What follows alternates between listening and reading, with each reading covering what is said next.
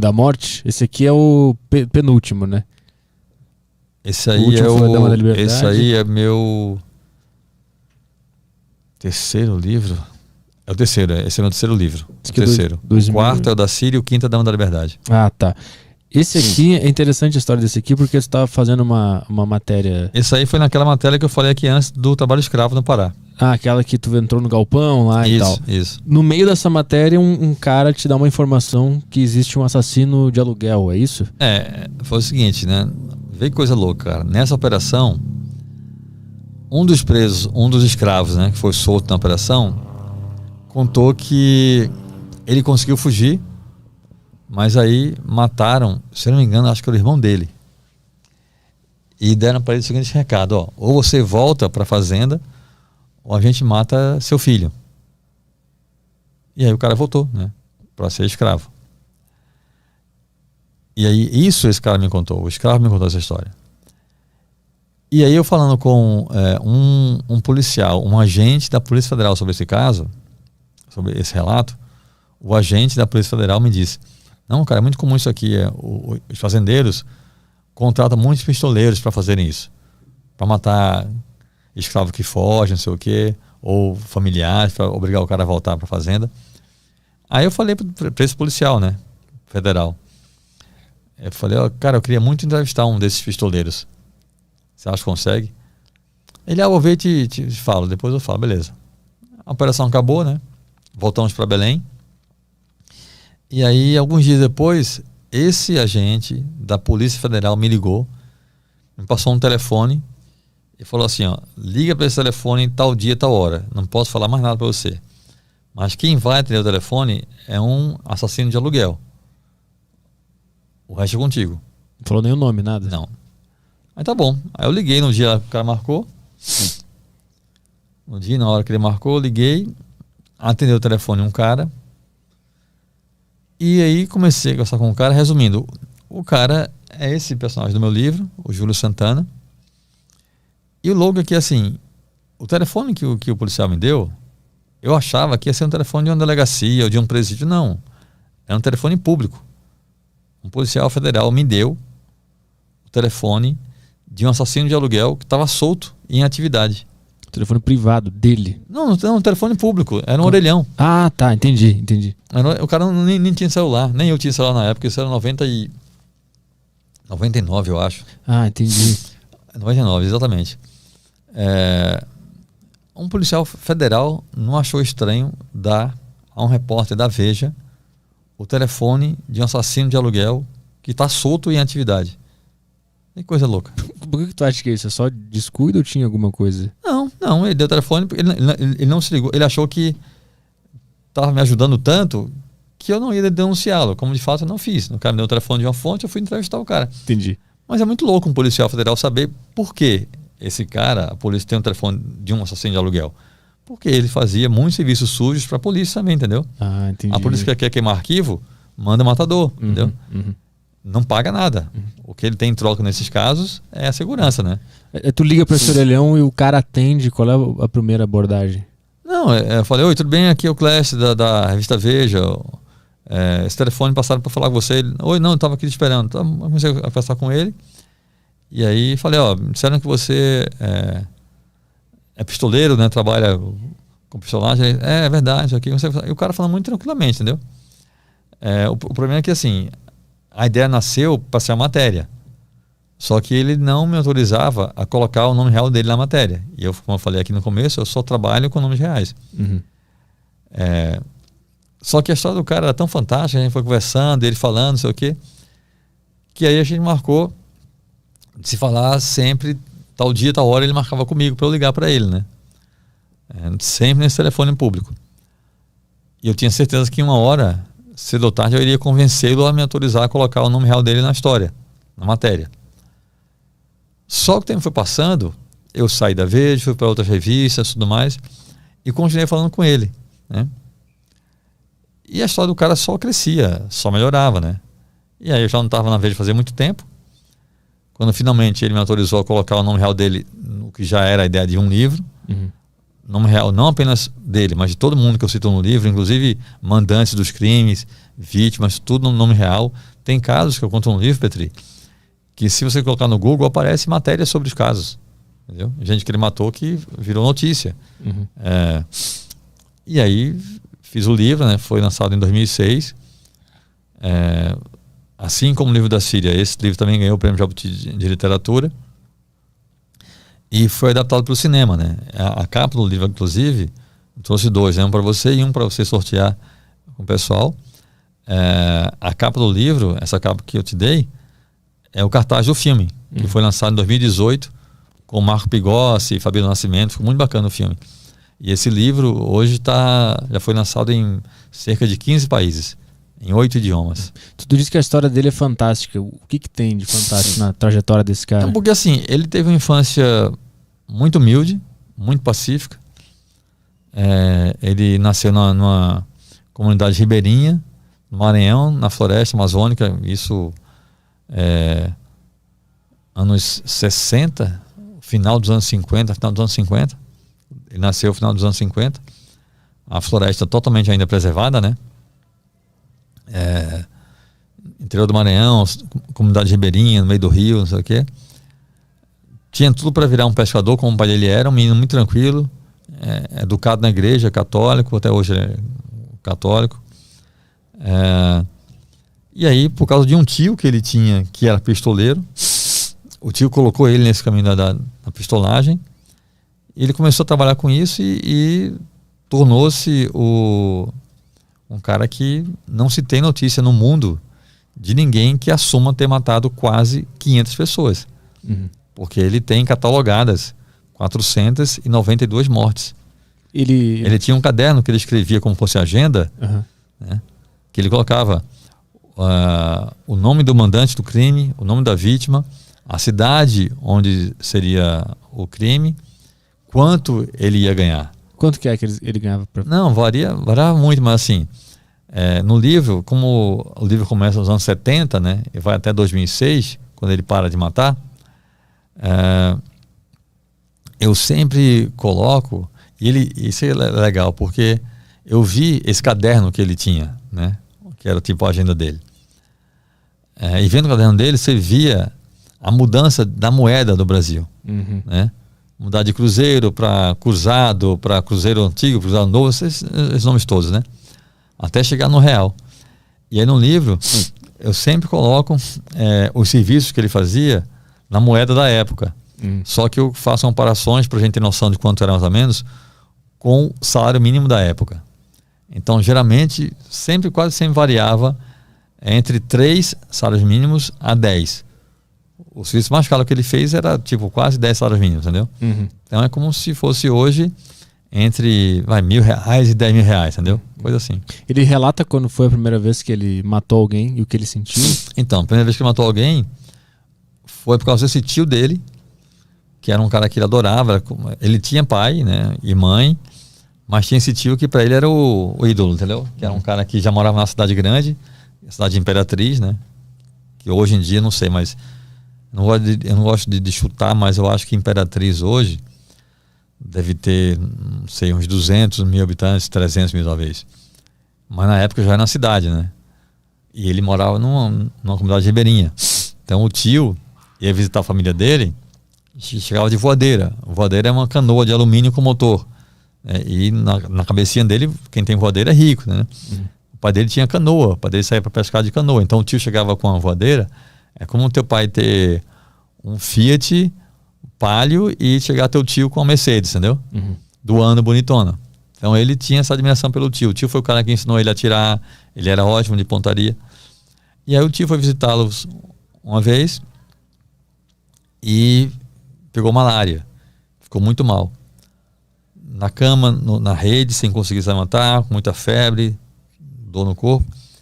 E nesse estado o tio falou para ele, falou, seguinte, e todo mundo na família achava que o tio era policial militar, né? Porque o tio ia lá sempre com uniforme da polícia militar e tudo mais. E aí o tio falou para ele, vou te contar uma coisa que ninguém pode saber. Além de policial militar, eu também sou matador de aluguel. Eu vim aqui fazer um trabalho. Eu vim aqui para matar O Amarelo era um pescador que tinha estuprado uma menina, acho que de 13 anos, filha de comerciante da região. E aí o comerciante contratou o tio dele para matar o Amarelo. Ele falou isso pro Júlio, falou, ó, eu vim aqui para matar o Amarelo, e nesse mundo da pistolagem, eu já recebi o dinheiro. Se não fizer o serviço, quem morre sou eu. Então, assim, o Amarelo tem de morrer amanhã de todo jeito. Eu não tenho condições. Como você é bom de pontaria, eu quero que você faça isso para mim. E aí ele não queria fazer, ficou mal, ficou apavorado, mas por amor ao tio foi e fez. Né? Matou o cara, tava pescando na canoa no meio do rio, ele com a espingarda, né? Ele era muito bom de caça, deu tiro, matou o cara e, nossa, cara, voltou para casa correndo na selva, chorando, agoniado, vomitou, teve febre, a mãe dele achou que ele tinha com malária, mas não, era febre emocional, entendeu? O garoto tinha 17 anos, cara. Ele era virgem ainda quando matou a primeira vez. E jurou, e muito medo de ir pro inferno.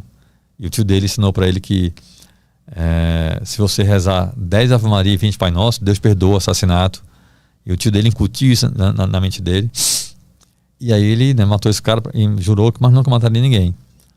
Só que o tio acabou, né, colocando o sobrinho nesse caminho, não sei o que, e acabou que ele virou. E na vida inteira só teve essa profissão. Teve um momento em que a mulher dele, com quem ele casou, que não sabia que ele era matador, achava que ele era policial militar, descobriu que ele fazia, que ele era matador. A mulher deixou ele, levou os filhos com ela, ele ficou péssimo, arrasado, não sei o que, arrumou um emprego normal, numa serraria. No filme, inclusive, ele vai trabalhar numa balsa, mas na vida real foi uma serraria. E na serraria, o cara trabalhava. Aí quando ele foi pra serraria, a mulher voltou, né? Não, a mulher ameaçou deixá-lo, acho que ela não chegou a deixá-lo na história real, não lembro agora. É porque no filme a mulher chega a deixar sair de casa. O fato é que ele vai trabalhar na serraria, e aí a mulher fica em casa com os filhos. E aí só que na serraria, cara, ele trabalha 8 horas por dia, né? Vive suado, aquele trabalho pesado, e ganha o mês todo, ganha o que ele ganharia, menos do que ele ganharia num serviço, entendeu? Que ele faz um dia, assim, fazia 2 serviços por mês, às vezes 3, às vezes 1 só, enfim. E aí cai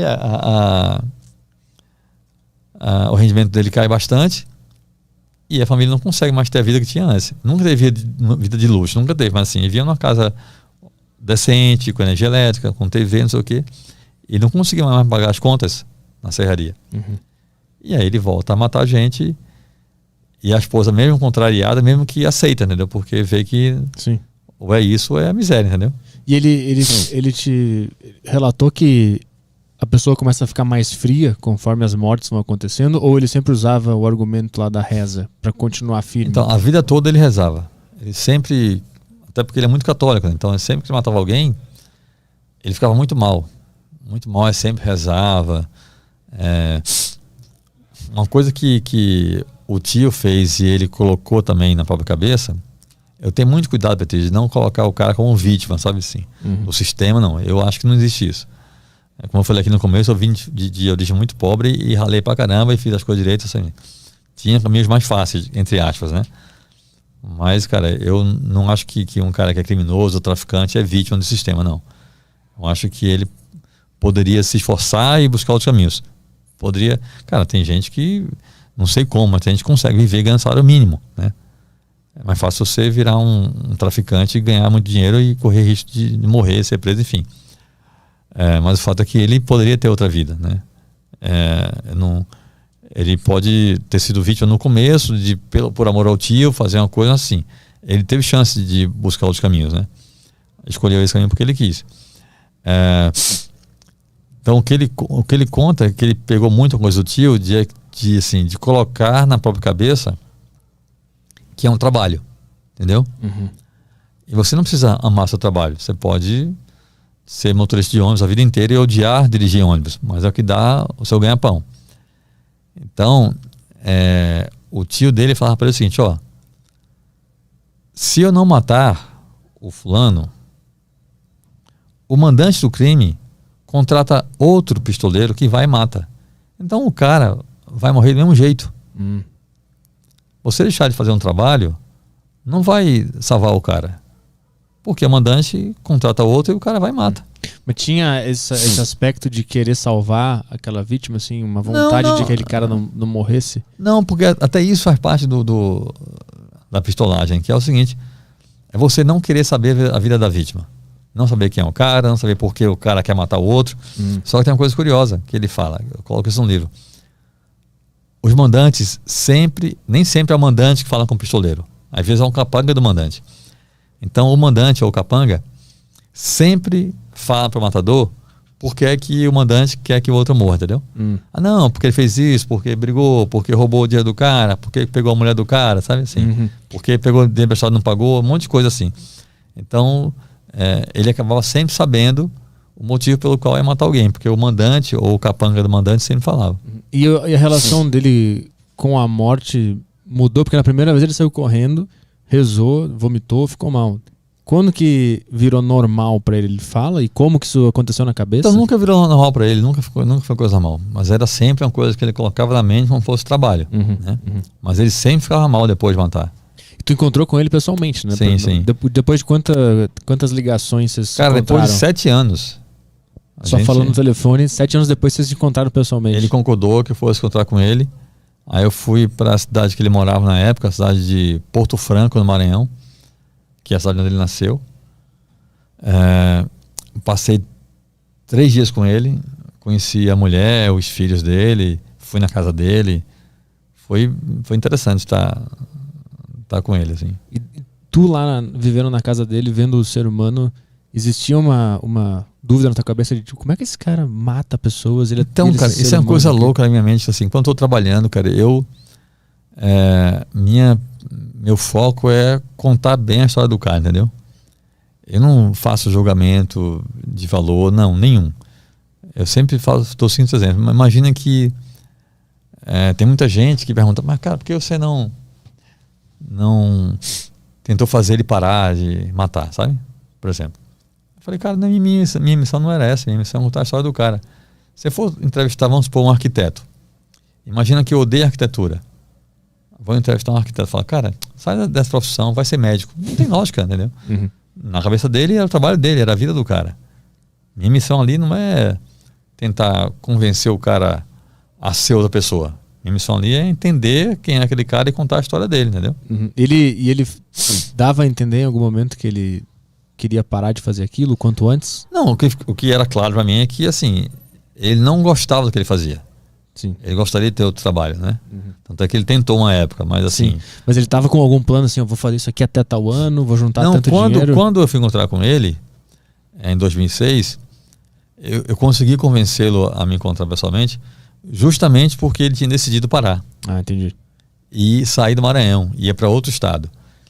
Quando ele me encontrou isso, eu falei, Júlio, agora é a hora da gente se ver, velho. Porque assim, você vai parar de matar, vai morar em outro lugar longe. Você sabe como é que é a polícia nesse negócio. Ninguém vai sair te caçando pelo Brasil. O nome dele são 4 nomes. É Júlio, não sei o que, Santana, não sei das quantas. Aí eu falei, eu coloco só Júlio e Santana só. Mas eu preciso colocar... Ele falou, põe só Júlio então. Eu falei, não, só Júlio aí também não rola, né? Ao menos deixa eu colocar o Santana. Ou outro nome que ele achou que era menos comum e de fato é menos comum.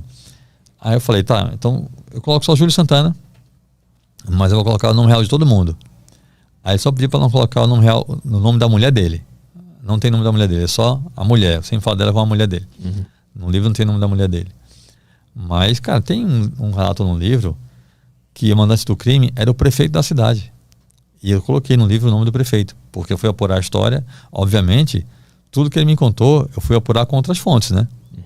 E tudo que ele me contava, cara, o que eu consegui apurar com outras fontes, tudo batia com o que ele me contou. Consegui documento policial, consegui processo judicial de vários casos e coisas que ele me contou, que até enriquecem o relato também no livro. Esse do prefeito era por qual motivo? É que o cara, a vítima, era sindicalista, era presidente do sindicato de agricultores na cidade de Goiás, interior de Goiás, e estava despontando como o grande favorito para a eleição do ano seguinte a prefeito. E o atual prefeito queria concorrer E, assim, tava todo mundo na cidade dizendo que ia votar no cara, porque o cara era um cara honesto, sindicalista, que lutava pelos mais pobres, pelos agricultores, não sei o quê. E o prefeito não queria perder a boquinha, lógico, né? Mas Mandou matar o cara. Nesses 7 anos que vocês conversavam por telefone, ele ia relatando os assassinatos? Não, a gente ia conversando. Era uma conversa. Conversa sobre qualquer coisa. Eu conduzia, ele marcava só o dia e a hora que eu devia ligar para ele, mas eu conduzia a conversa. Teve dia de a gente ficar 3 horas conversando sem falar de crime nenhum. Só a infância dele, ou questões pessoais, relação dele com a esposa. Ele é um bom marido, um pai carinhosíssimo. É uma figura muito interessante, Júlio. Cara. Esse livro aqui, para quem tá curioso, virou filme que tá na Globoplay, né? Esse filme aqui. Tá, foi pro cinema e depois tá na Globoplay e no Telecine também.